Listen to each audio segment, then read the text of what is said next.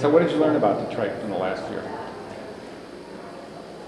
Oh, I think we learned, I think all of us learned different things, but I think we learned that a lot of things that we thought were true were, and that probably a lot of things that we thought were true weren't, and I can go into great detail about it, but it's like all interesting stories. Detroit is a very complicated story.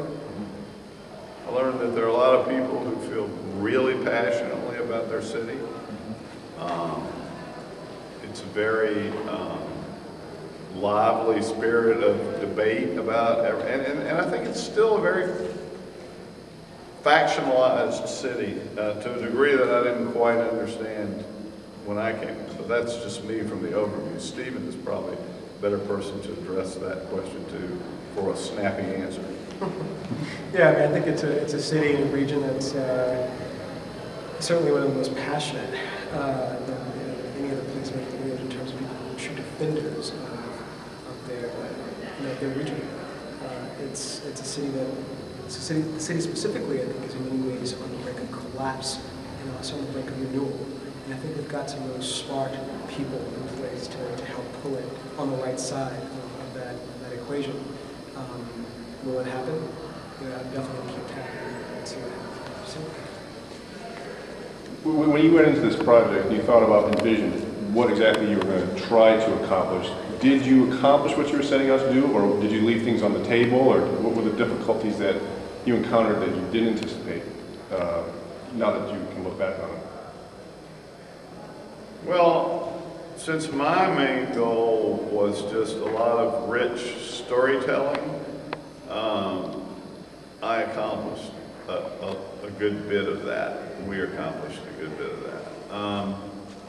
Probably what was more difficult was sustaining the momentum of the story, moving the narrative along in a way that we didn't repeat ourselves, or we didn't sink into covering the story in a way that a local story. So the challenge became maintaining the narrative in a way that would continue to attract a big audience. But I was surprised by the reaction that we got in the online coverage, particularly because it turns out that there is this diaspora of Detroiters who are fascinated by the subject. So we became, that I had no idea about that. I thought we would be writing for other people and the stories were so good that they would attract a lot of attention just on the merits of the story. But it turns out Detroiters, whether they live here or they've gone somewhere else, are fervent on the subject. So that, did we leave things on the table? Yeah, I mean,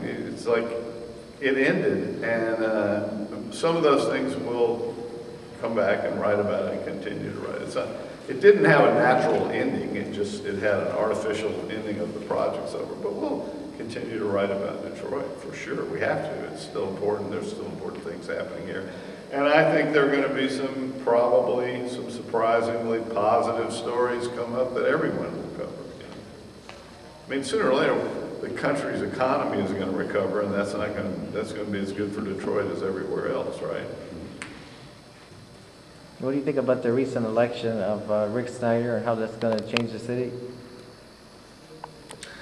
Oh, I think it'll be interesting to see how he deals with education in Detroit, specifically.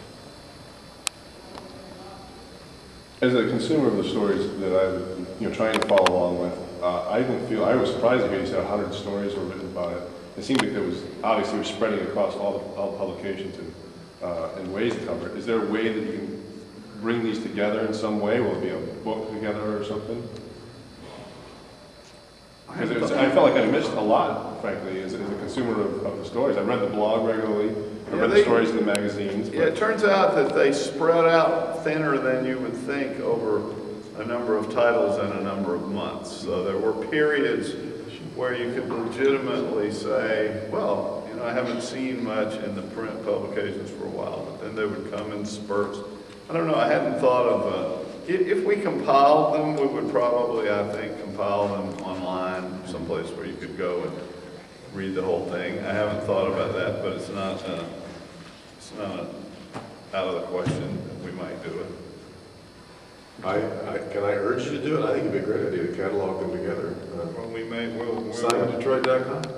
we will go back and reconsider that. In terms of the numbers of stories, looking back in hindsight, would you do this project again? Would you want more reporters on the ground to do more work? Would you look at maybe covering fewer stories with more specificity? You know, what's sort of the takeaway on how you cover Detroit? I don't know. You know, you're a journalist. You know how it works. You're moving. The story's moving. The world is moving. Things are happening. You know, and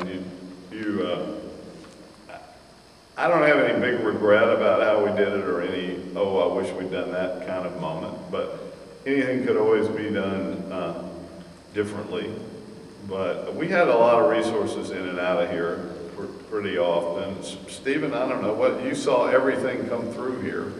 You had a better view of it. What was your view of the rhythm of it and the level of you know, depth versus breadth and all? I don't know. Sure. I mean, I think there were tons of terrific reporters and editors who came to the house and did some fantastic work.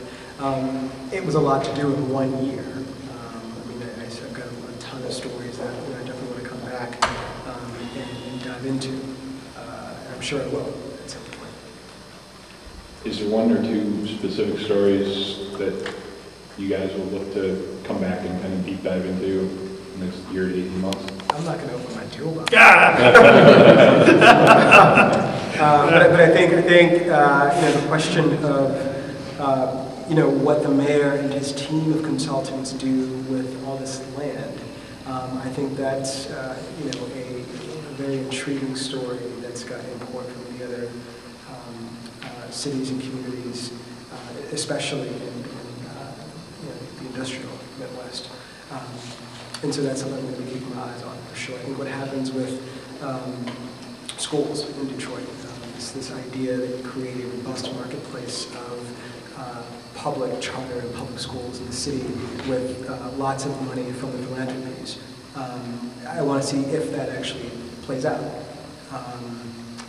And I want to see what happens to Mr. Bob. I think he's one of the most energetic and hopeful people that I've met in my time in Detroit.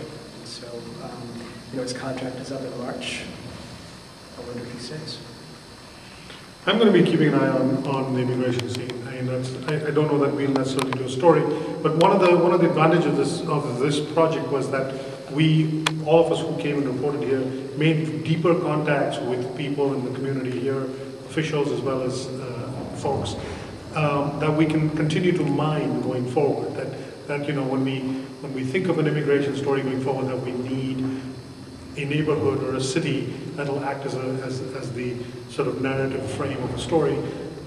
There'll be a tendency, at least on my part, to say, why don't we go and set it in Detroit? I already know the people there. I know that some of the issues. I can come here and very quickly get to the heart of the matter. So that's been, you know, that's something that, even though the project is over, that's something that I'll take away for years and years to come.